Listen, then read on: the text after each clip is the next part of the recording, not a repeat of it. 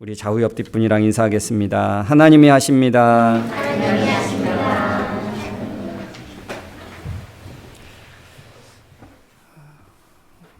우리 예수님이 부활하시고 승천하신 이후에 성령의 오심으로 예루살렘 교회가 세워집니다. 그 예루살렘 교회에 온 그 모든 성도들을 어떻게 이름 부르냐 하면 사도행전 2장 44절에 보니까 믿는 사람이 다 함께 있어 모든 물건을 서로 통용하고 서로 사용하도록 서로 나누고, 사도들이 전해준 예수 그리스도를 통해서 그들은 어떤 사람이 되었다고 말하고 있냐면 믿는 사람이 되었다. 곧 신자, 이게 한문으로 말하면 신자, 믿을 신 사람, 자, 그래서 믿는 사람이 되었다라고 말합니다. 여러분, 우리는 누구입니까? 우리는 하나님을 믿는 사람입니다. 교회는 어떤 것입니까? 교회는 예수를 메시아로 믿는 사람들의 공동체, 그래서 믿음의 공동체라고 말합니다. 이 믿음의 공동체의 한 구성원이 되면 그들은 어떤 삶을 살게 되냐면 그동안 그들이 생각하고 또 따랐던 그 모든 삶의 길이나 방식이나 삶의 가치를 버리고 그들은 새로운 어떤 사고방식, 새로운 삶의 방식을 갖고 살아가게 되었습니다. 근데 여러분, 우리는 하나님을 믿지요. 우리는 교회를 다니면서 하나님을 믿습니다. 그런데 믿음의 사람이라고 불려질 만한 그런 삶을 살고 있는가? 내 스스로 나는 믿는 사람이야. 나는 하나님을 믿는 사람이야. 그렇게 불려지기가 전혀 꺼리낌 없이 맞지. 나는 하나님을 믿는 사람이지. 라고 말할 수 있는가? 어떻게 살아가면서 초대교회 예루살렘 교회들의 삶의 방식이 달라지고 삶의 가치를 바꾸고 어떤 삶의 목표를 완전히 새롭게 하고 살아가는 그들하고 비교하면 과연 우리는 믿는 사람이라고 자신 있게 말할 수 있는가?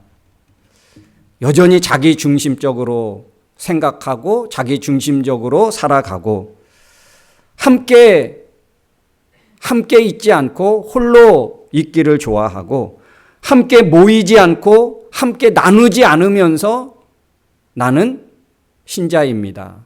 나는 그리스도인입니다라고 말한다면 그것은 정말 내가 온전히 믿는 사람인가를 다시 한번 점검하고 확인해 봐야 합니다.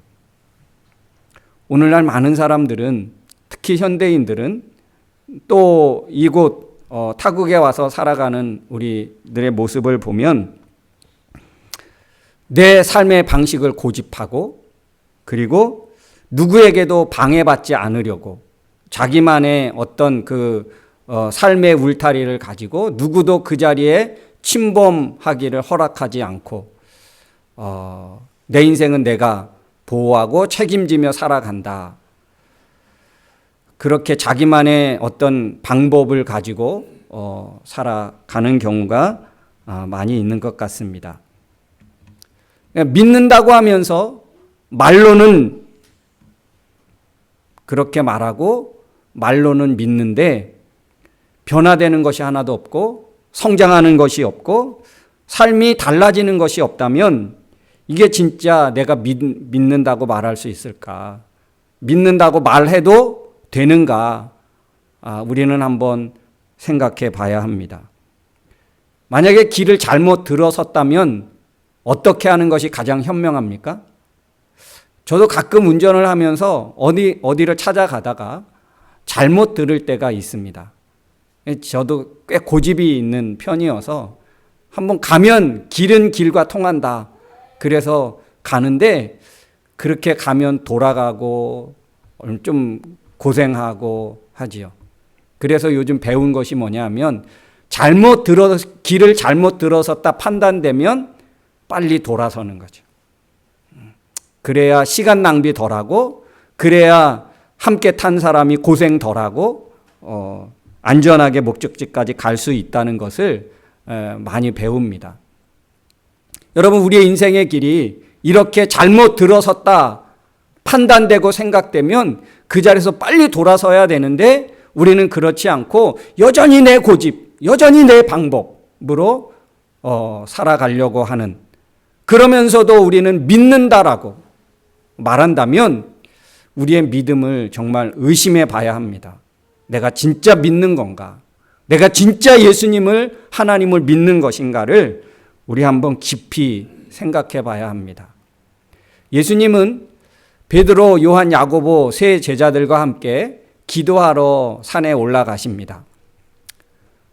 예수님이 이 세 제자들과 함께 기도하러 변화산에 올라가신 그 이후에 그 산 아래에서는 어떤 일이 벌어지냐 하면, 간질 증상을 보이는 한 귀신 들린 그 한 사람을 고치고 치료하기 위해서 씨름을 합니다. 오랫동안 했는데 오늘 16절에 보니까 그들이 고치지 못했습니다. 별 방법을 다 했겠죠. 근데 고치지 못했습니다. 그때 예수님이 오셨습니다. 예수님이 그 귀신을, 그 아이를 괴롭히는 그 귀신을 향하여 꾸짖고 아이를 고쳐주십니다. 그럴 때 이제 제자들이 오늘 19절에 보니까 조용히 예수님께 왔다라고 합니다. 왜 그 자리에서 이 간질 증상으로 그렇게 어렵고 고통당하고 있는, 그래서 고침받은 사람이 있다면 그 자리에서 예수님, 왜 우리는 못 고쳤고 이 귀신을 왜 못 쫓아냈지요? 라고 할 수도 있는데, 오늘 19절에 보면 그때 제자들이 예수님께 조용히 와서 이제 다 그 있었던 상황이 종결되고 예수님의 제자들과 이제 따로 갔습니다. 예수님에게 그렇게 묻는 거예요. 왜 우리는 귀신을 쫓아낼 수 없었습니까? 왜 제자들은 조용하게 예수님에게 다가가서 물었을까요? 예? 왜? 아마 제자의 체면이 있지. 아마 그렇게 해서 자기네들의 실력과 자기네들의 그 위치를 사람들 앞에서 조금 보호하는 차원에서 그러지 않았을까. 그래서 예수님에게 조용히 나아갔습니다. 근데 예수님이 그 제자들의 말을 듣고 20절에 예수님이 이렇게 말씀하십니다. 20절 한번 다 같이 한번 읽어보겠습니다. 그래서 예수님은 그들에게 이렇게 말씀하셨다. 너희의 믿음이 적기 때문이다. 내가 분명히 말한다. 만일 너희에게 겨자씨 하나일 만한 믿음이 있다면 이 산을 향해 여기서 저리로 옮겨가거라 하여도 그대로 될 것이며 너희에게 못할 일이 하나도 없을 것이다. 여러분, 우리는 이 20절 말씀에서 무엇을 생각합니까? 20절에 여러분 키포인트가 무엇 같이 생각하십니까? 우리는 어디에 꽂히냐 하면 이 산을 명해서 저리로 옮겨라. 그러면 옮겨질 거다. 우리는 이 20절의 말씀에서 우리가 무엇을 말씀하시고냐 하냐 하면 그냥 어떤 기적과 능력을 나타내는, 그래서 이 산이 저 바다로 가서 바다 가운데 있어. 그러면 된대요. 그러니까 우리는 거기에 꽂힙니다. 근데 오늘 20절의 말씀의 핵심이 뭐냐 하면 너희의 믿음의 문제라는 거예요. 믿음의 문제. 겨자씨 하나일 만한 믿음. 이 겨자씨 하나일 만한 믿음을 순수한 우리 국어로 표현하자면 이런 거예요. 코딱지만한 믿음. 좀 그런가요? 조금 덜 하면 눈곱만큼 이런 거예요. 여러분, 그런데 우리 이 성경에서 가장 작은 것을 의미하고 말할 때 주로 예수님은 겨자씨 한 알 만하다 이런 말을 하십니다. 겨자씨 한 알. 이 겨자씨가 얼마나 작은지 씨 중에서 가장 작은 씨라고 그렇게 말합니다. 그런데 이 겨자씨에는 뭐가 있는지 아십니까?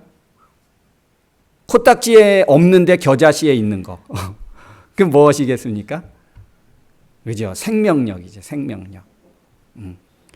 코딱지 하니까 너무 또 코딱지에 또 꽂혀가지고 오늘 또 설교에 이것만 또 남으면 안 되는데, 여러분, 눈곱만큼 이 눈곱에는 없는 것이 이 겨자씨 똑같은 거의 비슷한 크기지만 있는 것이 뭐냐 하면 생명력입니다. 생명력. 겨자씨 하나 만한 겨자씨에는 생명력이 있어서 가장 작은 씨라도 거기에는 땅에 떨어지면 뭐가요? 새들이 깃들 만큼 풍성한 나무가 된다는 거예요.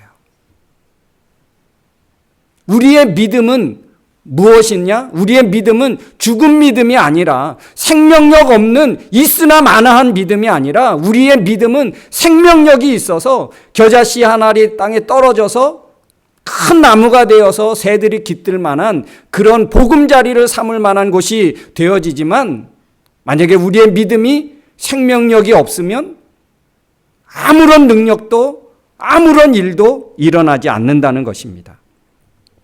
그래서 예수님은 이 제자들의 그 모습을 보면서 예수님이 탄식하십니다. 17절에 믿음이 없고 삐뚤어진 사람들아, 뒤틀려진 사람들아. 이거를 우리 다른 좀 더 쉬운 성경으로 말하면 하나님도 모르고 삶의 중심도 없는 사람들아 이렇게 말합니다. 그 마음 중심에 하나님도 없고 그리고 삶의 중심에 하나님이 전혀 역사하지 않고 하나님을 생각하지도 않는 사람들이라고 주님이 말하는데 이것이 누구의 문제입니까? 오늘 제자들의 문제고 오늘날 믿는다고 하는 우리들의 문제일 수 있다는 것입니다. 그래서 오늘 이 마태복음 17장 14절로 20절의 말씀에서 주님이 탄식하시면서 주님이 어쩌면 제자들을 보시며 한심하게 말씀하시는 것이 뭐냐면 이 믿음의 문제라는 거예요. 그럼 어떤 믿음의 문제입니까? 영적인 능력이 없는. 여러분, 오늘날 우리는 있는 게 많습니다. 재력도 있고, 그렇죠? 또 재능도 있고, 그리고 어떤 경력도 있고 스펙도 있는데 뭐가 없습니까? 영적 파워가 없는. 오늘 우리 찬양에 그런 찬양이 있습니다. 짜고 한 거는 아닌데 우리 찬양 리더가 어떻게 선곡을 말씀과 너무 정확하게 한 것 같아서 제가 찬양하면서 얼마나 감동이 되든지. 은과 금은 내게 없지만 내게 있는 것을 내게 주노니 곧 나사렛 예수 그리스도의 이름으로 걸으라. 그럴 때 나면서부터 안진뱅이였던 사람이 일어납니다. 그런데 우리는요, 우리에게는 은과 금은 있지만 줄 수 있는 예수 그리스도의 이름의 능력을 갖지 못했다는 거예요. 도와줄 수 있는 돈은 있는데 그 근본적인 문제를 해결할 수 있는 예수 그리스도의 이름을 줄 수 있는 능력이 없고 우리에게 예수 그리스도의 이름을 감히 줄 수 있는 그런 생명력이 없다는 거예요. 오늘날 우리는 가진 것이 너무 많고 할 수 있는 것이 있지만 정말 가장 중요한 예수 그리스도의 생명을 줄 수 있는 그 영적 능력이 우리에게 빠졌다는 것입니다.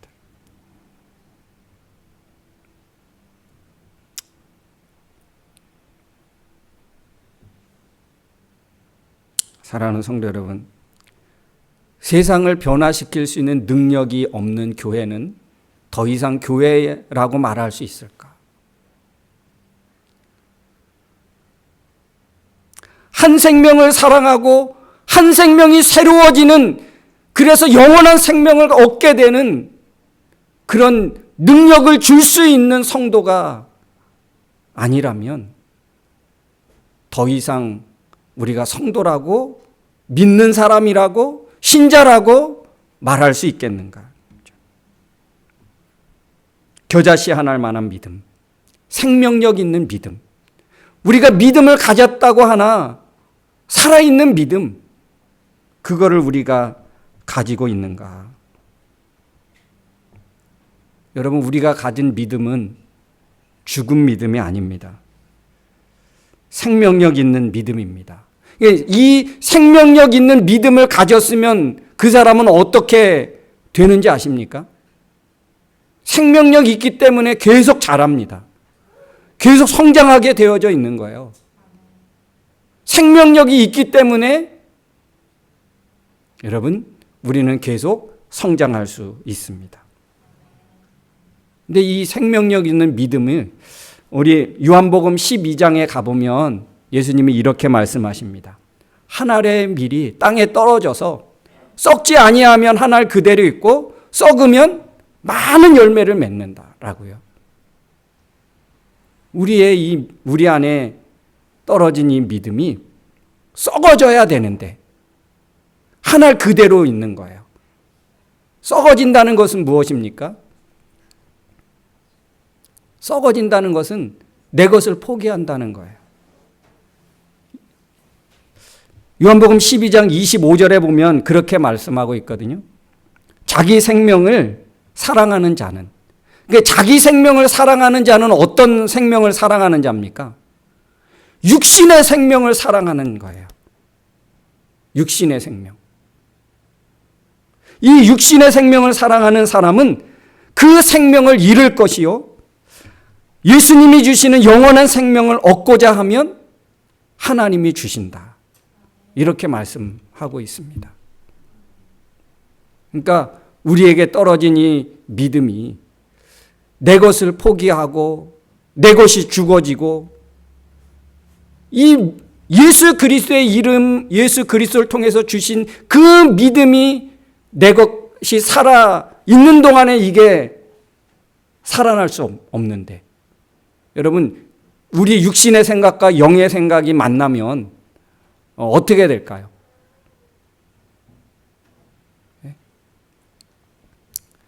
영적인 영의 생각과 육신의 생각이 딱 맞서면 우리 육신의 생각이 이길 때가 너무 많거든요. 내가 손해보고 싶지 않고, 내가 원수까지 사랑하고 싶지 않고, 내가 가지고 있는 것 내 걸 지키고 싶고, 근데 이것을 놓을 수 없는 거예요.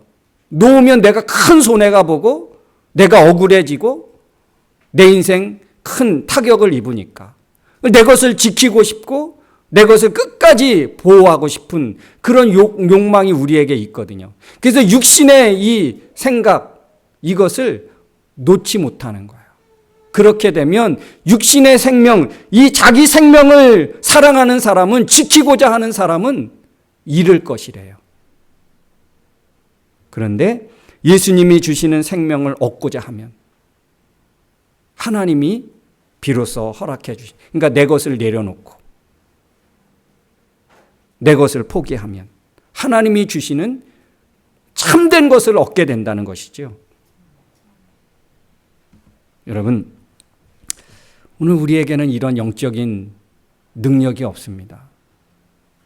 그러면서도 우리는 뭐라고 합니까? 나는 믿는 사람이지.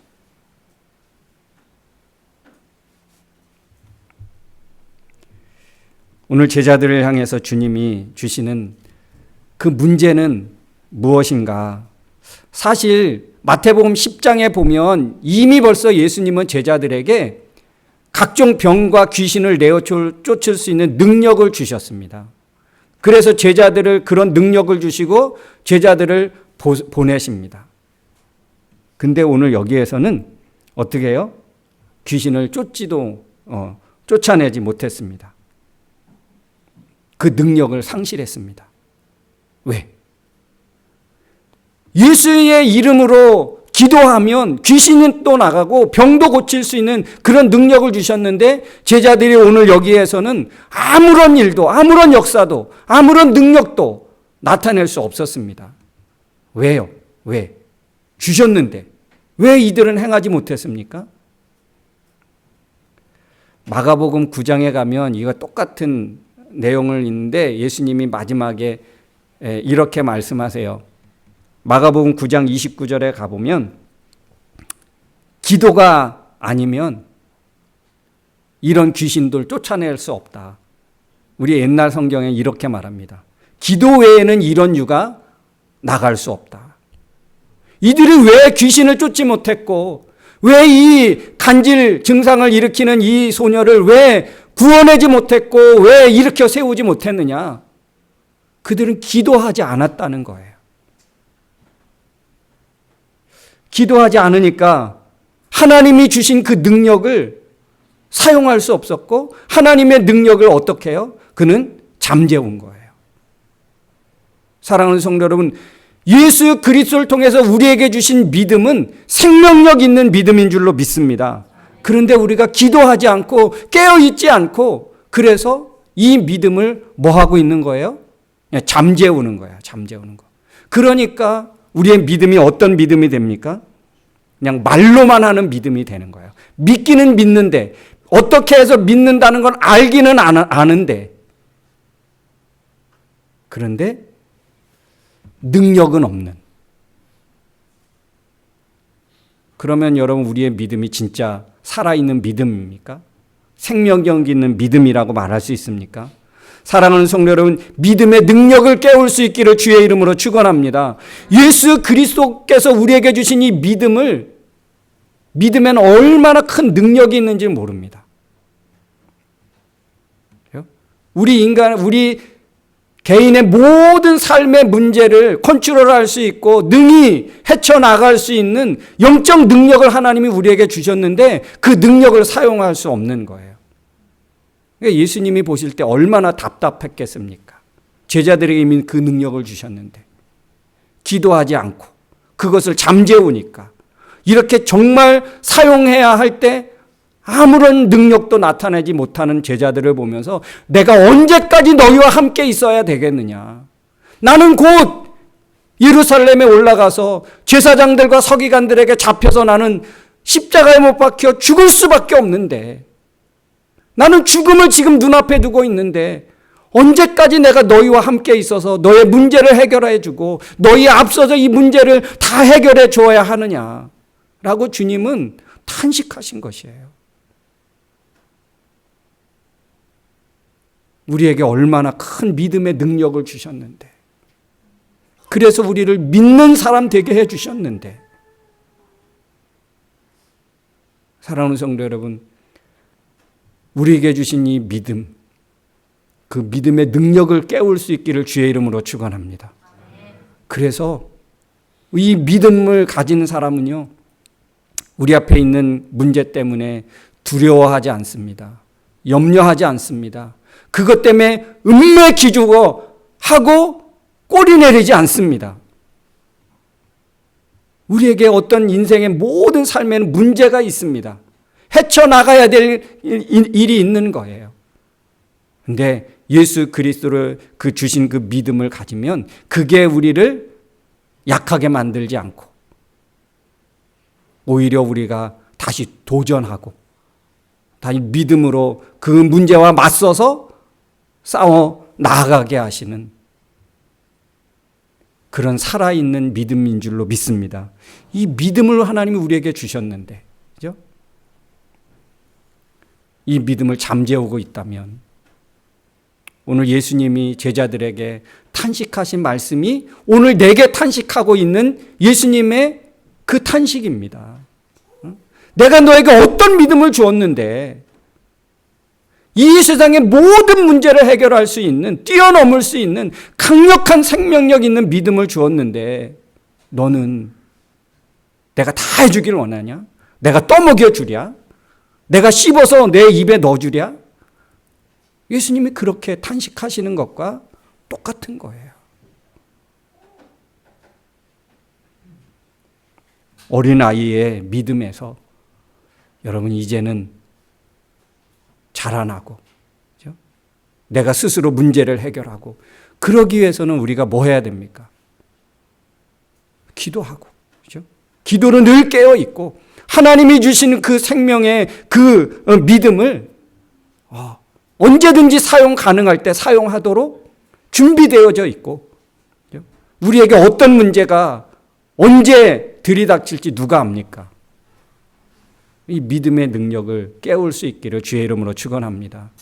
잠자는 자 되지 말고 믿음의 능력을 가지고 깨어있는, 그래서 정말 우리가 앞에 놓여져 있는 문제들을 담대하게 극복해내고 물리치며 살아나갈 수 있는 주의 성도들 다 될 수 있길 주의 이름으로 축원합니다. 우리 시간 기도하길 원합니다. 우리에게 주신 이 믿음은 그냥 액세서리로 준 것이 아닙니다.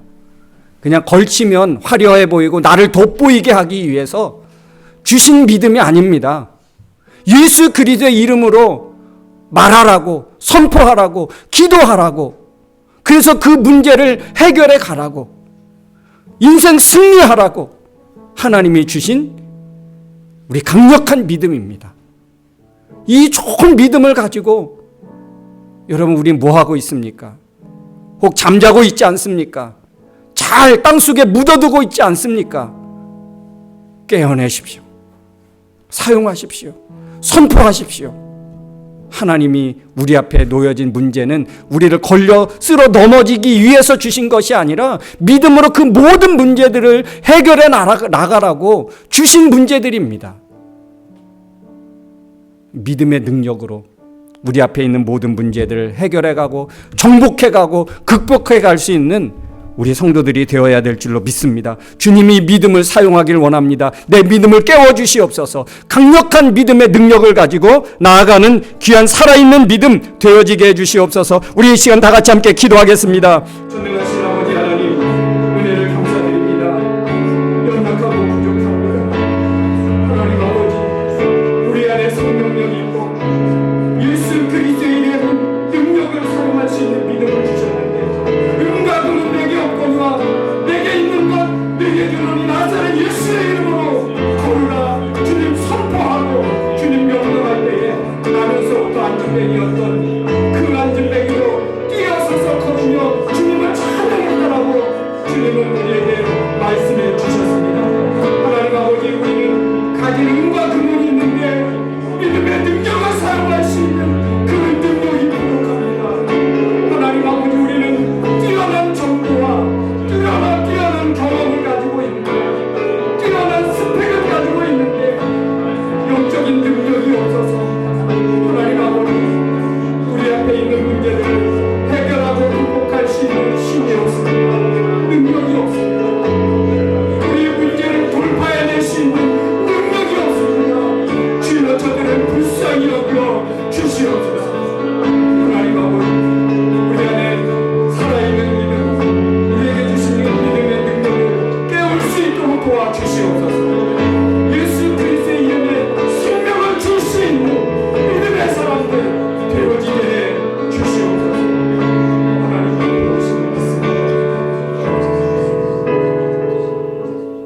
하나님 하나님 아버지, 우리를 이 세상에 약한 자로 부르신 것이 아니라, 한없이 부족한 자로 부르신 것이 아니라 예수 그리스도의 이름으로 우리 앞에 있는 모든 문제를 다스리고 해결해 갈 수 있는 생명력 있는 믿음을 허락해 주신 줄로 믿습니다. 이 좋은 믿음, 이 강력한 믿음을 잠재우지 않게 해 주옵소서. 깨어 기도하며 이 믿음을 사용하고 그 믿음의 능력을 회복할 수 있는 주의 성도들 되게 하여 주시옵소서. 예수님의 이름으로 기도하옵나이다. 아멘. 우리 다 같이 일어나서 우리 찬양하겠습니다.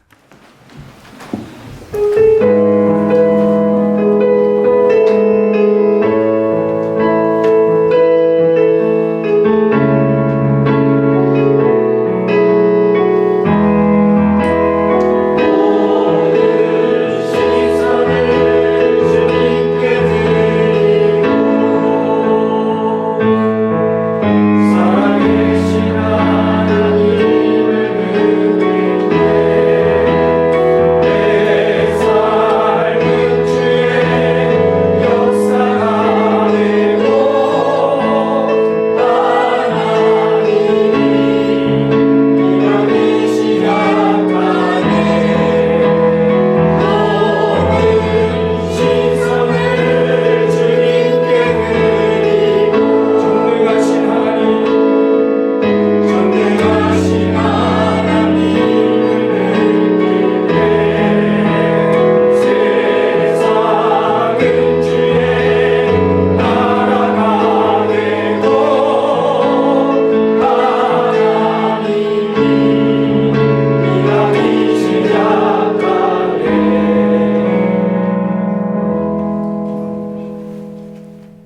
이제는 우리 인생의 길이요 진리요 생명이 되신 예수 그리스도의 은혜와 예수님을 통하여 영원한 생명을 허락해 주신 하나님 아버지의 크고 깊으신 사랑하심과 이 험한 세상, 이 죄악된 세상 저희도 홀로 두지 아니하시고 지금도 우리의 삶의 배후에서 살아 역사하시고 위로하시고 교통하여 늘 믿음의 길로 이끄시는 성령님의 그 능력이 오늘도 예수님이 우리에게 주신 선물로 주신 그 믿음을 잠재우지 않고 그 믿음의 능력을 마음껏 사용하며 우리 모든 문제를 다스리고 정복하며 살아갈 수 있게 해 주심을 따라 그 믿음을 회복하고 돌아가는 사랑하는 성도들 머리머리 위에 저들 가정과 생업 위에